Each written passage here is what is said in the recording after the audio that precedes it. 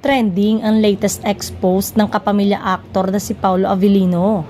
Say ng aktor, may experience nga na hindi tumapos ng pelikula.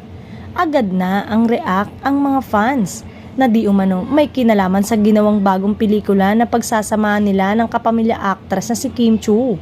Hula ng Kim Pao fans ay tila mauurong muli ang showing ng nasabing movie nila. Maaalalang ipapalabas pala sana noong October 2, 2024 ang first movie nila ni Kim Chiu na My Love Will Make You Disappear under ABS-CBN Studios and Star Cinema.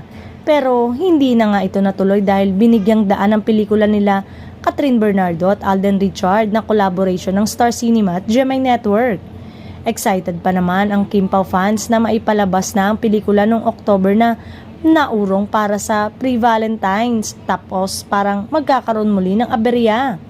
Tila mas naging prioridad ng Star Cinema ang promotion ng Hello Love Again ng Kat Den kumpara sa Kim Pao. Parehong may malaking hukbo ng fans ang Kim Pao at Kat Den kaya sana daw ay maging fair.